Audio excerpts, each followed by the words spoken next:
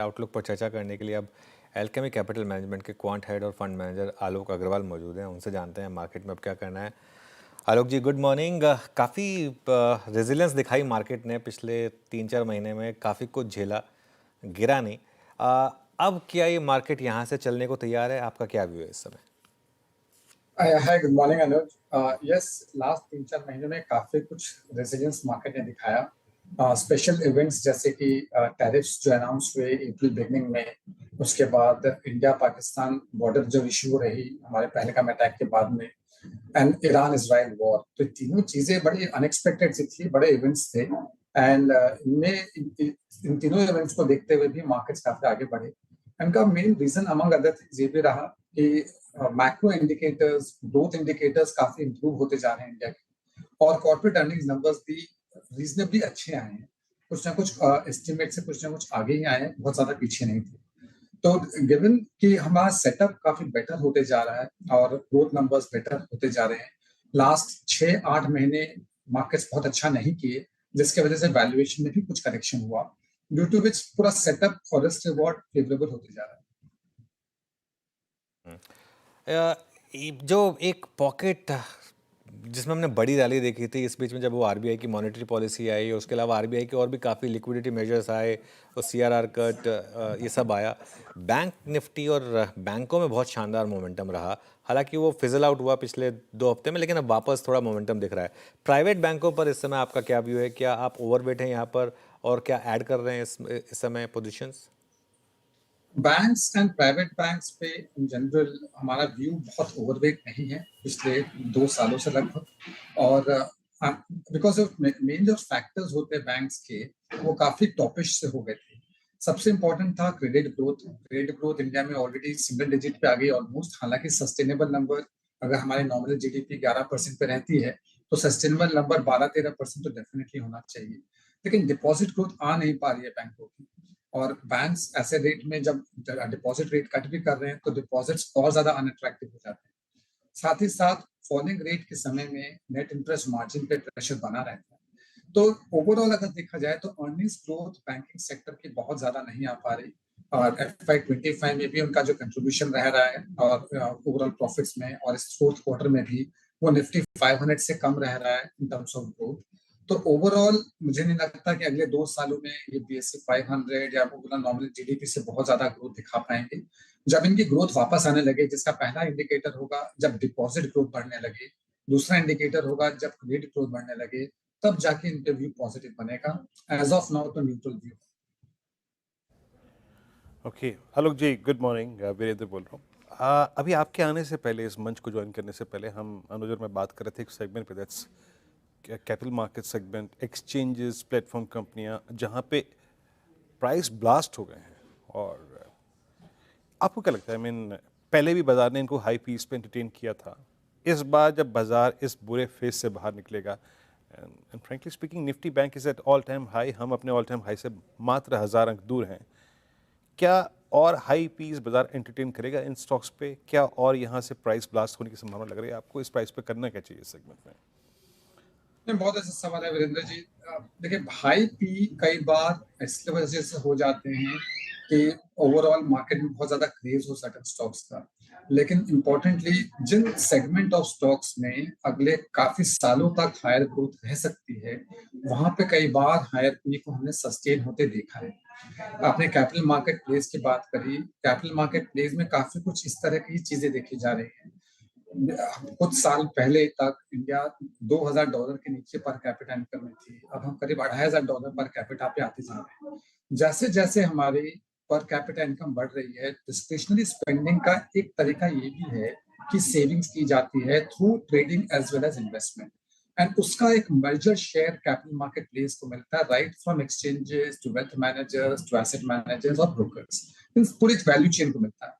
ऐसे में जब यहाँ पे हम देख रहे हैं कि जिनमें ग्रोथ ज्यादा जोर से बढ़ रही है, और स्पेशली अगर उनमें से कुछ ऐसे सेगमेंट्स हो जहाँ नंबर ऑफ प्लेयर्स बहुत लिमिटेड हो, तो सारी ग्रोथ उन 1, 2 या 3 प्लेयर्स के अंदर सिमट के रह जाती है। तो वहां पे ग्रोथ प्रोस्पेक्ट्स बढ़ जाते हैं और लंबी अवधि के लिए ग्रोथ रह सकती है, जिसके वजह से नेक्स्ट 2-3 साल के अर्निंग्स डिस्काउंटेड होने लगते हैं, जिसकी वजह से पी रेशियो थोड़े ज्यादा दिख रहे हैं। लेकिन जहां तक ये ग्रोथ रेट सस्टेन हो सके, जिनके आसार अच्छे दिख रहे हैं, इस वजह से कैपिटल मार्केट प्लेज काफी बेटर पोजीशन में। क्योंकि जियोपॉलिटिक्स के दो फेज आए और चले गए। एक मई में भारत पाकिस्तान का अगर आप देखें, जो एक लिमिटेड वॉर थी, ऑलमोस्ट लाइक ए वॉर। उसके बाद ये इज़राइल और आई थिंक ईरान का इशू। एज ऑफ नाउ मतलब चीज़ें कल के बाद सेटल हुई हैं, क्रूड में रिट्रेसमेंट है। आप क्रूड से संबंधित स्पेस को सीधे सीधे ओएमसीज को, अपस्ट्रीम कंपनियों को, या फिर क्रूड डेरिवेटिव इस्तेमाल करने वाली कंपनियों को कैसे चेज कर रहे हैं अब यहाँ से? क्योंकि प्राइस 75 तक गया, 78 तक गया, बट सेटल हो रहा है 65 67 के आसपास। इस कमोडिटी को आप कैसे प्ले करेंगे यहाँ से आगे चलते हुए? अगर इस कमोडिटी पे ज्यादा ध्यान दें तो लगभग 102 मिलियन बैरल्स पर डे के आसपास की डिमांड और उतनी सप्लाई होती है। एंड उनमें जरा सा चेंज जब होने लगता है या उस चेंज के आसार इम्बैलेंस के नजर आते हैं, तो या तो प्राइस गिर जाता है या प्राइस बढ़ जाती है। जो हाल ही में हमने ईरान इसराइल वॉर में भी देखा, जहां लगने लगा था कि शायद स्ट्रेट ऑफ हॉर्मुज बंद कर दिया जाए, जहां 20% ऑफ वर्ल्ड ट्रेड होती है, मूवमेंट होती है वर्ल्ड क्रूड की, तो वहां पे क्रूड प्राइस हमने देखा थोड़े बढ़ गए। लेकिन ओवरऑल ग्लोबली जिस तरह से रिन्यूएबल एनर्जी पे फोकस किया जा रहा है, जिस तरह से इंक्रीज ईवी की अडॉप्शन हो रही है, जो ओवरऑल डिमांड है वो स्पीड से बढ़ नहीं रही क्रूड की। तो longer term, medium to longer term जो व्यू आता है ना क्रूड का, वो बहुत ज्यादा तेजी का नहीं आ पाता, primarily because alternate sources of energy use किए जा रहे हैं। दैट्स व्हाई ओवरऑल व्यू उतना पॉजिटिव क्रूड पे नहीं है। और क्रूड ना बढ़ने से इंडिया के लिए बड़ा फायदा है, क्योंकि हम लगभग 80% प्लस जो हमारे रिक्वायरमेंट होती है वो हम इंपोर्ट करते हैं, और मोस्ट ऑफ द कंपनीज के लिए क्रूड एक इनडायरेक्ट या डायरेक्ट कॉस्ट होता है। तो इसके बेनिफिशियरीज मैन्युफैक्चरिंग, जहां पे हमारा फोकस बढ़ रहा है एज अ कंट्री, वहां पे मैन्युफैक्चरिंग में ओवरऑल कॉस्ट ऑफ प्रोडक्शन कम होगा, जिसकी वजह से लॉट ऑफ मैन्युफैक्चरिंग कंपनीज को फायदा होगा। डायरेक्टली जो ऑयल एंड गैस सेक्टर है, बिकॉज उसमें रेगुलेशंस बहुत हेवी होते हैं, तो क्रूड प्राइस के अलावा रेगुलेशंस का इम्पैक्ट ज्यादा रहता है, जिसके वजह से उस सेक्टर से हम थोड़ा दूर रहते हैं।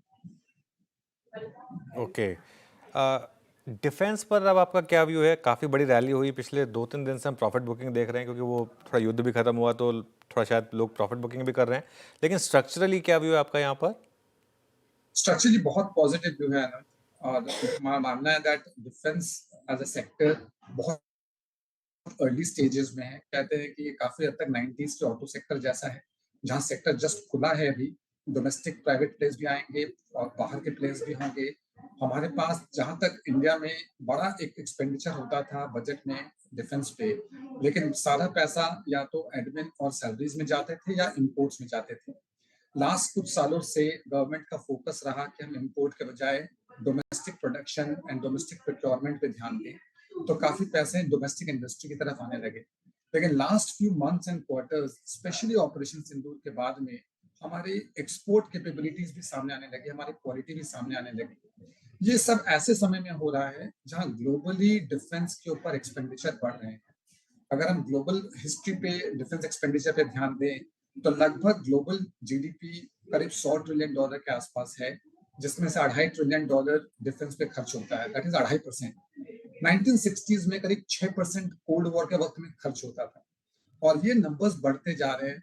हमने लास्ट 2-3 सालों में देखा, रशियन यूक्रेन वॉर हो, चाहे इंडिया पाकिस्तान की प्रॉब्लम्स हो, कभी कभी इंडिया चाइना रिलेटेड प्रॉब्लम्स हो जाती हैं, ईरान इसराइल वॉर्स हैं, इन सब में एक चीज तो डेफिनेट है, हर कंट्री के डिफेंस एक्सपेंडिचर बढ़ रहे हैं। तो ये जो 2.5% ऑफ जीडीपी का खर्च हो रहा था, और जो 60s में 6% भी हमने देखा है, जब ग्लोबली डिफेंस एक्सपेंडिचर बढ़ रहा हो, और ऐसे समय पे जहां पे इंडिया डोमेस्टिक प्रोक्योरमेंट कर रही है और साथ में एक्सपोर्ट कैपेबिलिटीज बढ़ा रही है, हमारा मानना है रनवे ग्रोथ का तो काफी लंबा है इस सेक्टर में।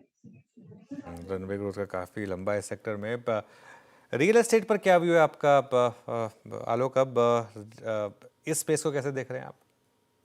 रियल एस्टेट में बड़ी इंटरेस्टिंग डेटा ये आता है कि द इन्वेंट्री जो है रियल एस्टेट की, स्पेशली प्रीमियम और लग्जरी सेगमेंट में, वो नंबर ऑफ मंथ्स के हिसाब से काफी लो है। ओवरऑल इन्वेंट्री भी ऑलमोस्ट ऑल टाइम लो पे चल रही है in terms of number of months.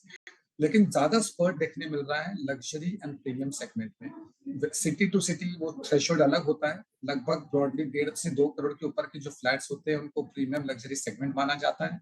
And वो सेगमेंट में काफी अच्छे से भी सी कि काफी डिमांड आ रही है। रिसेंटली कुछ बड़े डेवलपर्स ने बड़े बड़े प्रोजेक्ट्स भी लॉन्च किए, जितना फेज लॉन्च करने वाले थे फुल प्रोजेक्ट भी लॉन्च किया एंड उस सारी चीजें बिक भी जा रही थी। तो उस सेगमेंट में काफी डिमांड है। और मैं काफी हद तक रियल एस्टेट को जो मे बी 8-10 साल पहले तक भी उसको एक कंस्ट्रक्शन सेक्टर ही मानते थे, अगर उसको थोड़ा क्लोजली वॉच करें तो ये भी एक कंज्यूमर डिस्क्रिशनरी स्पेंडिंग है, जहां आदमी और इनकम लेवल्स बढ़ने के बाद बेटर घड़ी, बेटर बेटर फोन, बेटर गाड़ी, बाइक की कोशिश करता है अपने स्टैंडर्ड ऑफ लिविंग और ओवरऑल लिविंग को बढ़ाने के लिए एक बेटर घर की भी तलाश करता है। और कोविड के बाद हमने देखा दैट एक हाउस होल्ड की जो रिक्वायरमेंट है घर की, वो लगभग 20% एवरेज सेविंग बढ़ गई in terms of space required. तो ओवरऑल सेगमेंट काफी पॉजिटिव है। रेगुलेशंस रेरा और जीएसटी जैसे आने के बाद सेगमेंट में ऑर्गेनाइज सेगमेंट का मार्केट शेयर भी बढ़ा है। तो सेगमेंट काफी अच्छे से पॉइज्ड है, डिमांड इज गुड।